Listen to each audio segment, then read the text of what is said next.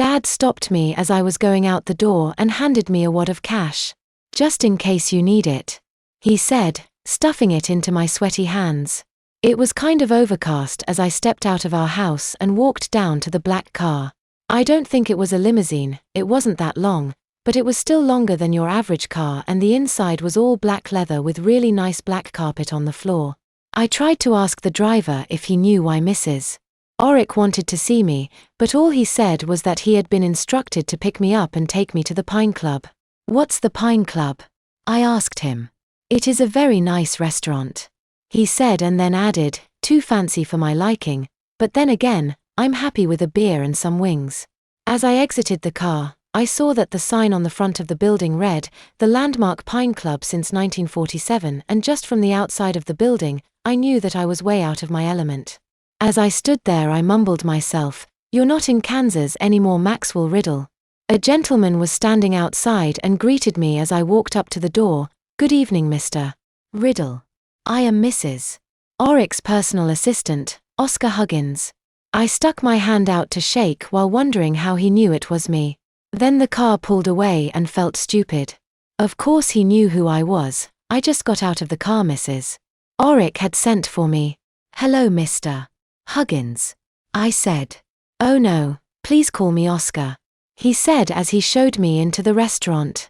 A lady in a fancy long draping black dress took my coat and things, and when she walked away with them, I asked Oscar, "How will she know which coat is mine?" Oscar smiled knowingly. It is their job to remember these things. My eyes were working overtime to take in all the wonder that is the Pine Club. I'd never been to such a ritzy place before. Heck, a few minutes ago, I hadn't even heard of the Pine Club. Mrs. Oric had spotted me coming before I had seen her. She walked over to me and dismissed Oscar. "Max, my dear boy," she gave me a full embracing hug before saying, "I have a wonderful surprise for you tonight. But first, I want you to meet some friends of mine. Max, this is Sharon Monroe. She's married to Judge Cartwright Monroe." A lady with long dark hair and probing eyes stood and shook my hand. "It is a pleasure to finally meet you, Mr. Riddle," she said. "Oh please, Sharon, call him Maximum," Mrs.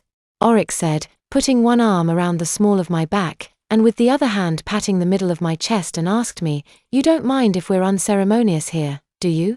I shook my head because I thought that is what was expected, but to be honest, I wasn't sure what she had meant by what she had said. "This is Harriet Johanna, and her husband is the Lieutenant Governor of Ohio." I was sweating like a turkey on Thanksgiving Eve, so I wiped my hand on my trousers before presenting it to Mrs. Johanna to shake. Pleasure to meet you," I said, moderately showing how nervous I really was. "Max, relax," Mrs. Oric said, putting that same hand on my chest again. "We are all friends here." There were two other ladies at the table. Mrs. Oric introduced me to them as well. "And this is Roxanne Stenenbaum," Mrs. Oric said, and not really thinking, I said, "Stenenbaum? I think I've heard that name before." She stepped away from the table, walked around and took my hand. "I should imagine so, Maximum," she said in a calm and familiar voice. "Dr. Stenenbaum?" I exclaimed. "You were the doctor that took care of me when I came into the hospital a couple months ago." She smiled. "How's your head?" Instinctively, my hand went to the back of my head. Fine. Hardly having any more headaches." If you don't mind me saying so, you sure look a lot different than you did in the hospital." She smiled, and the other ladies all chuckled at my remark. "I'll take that as a compliment," she said. I think I may have blushed a little at that. "You two already know each other. That is so very wonderful," Mrs. Oric proclaimed with sincere delight.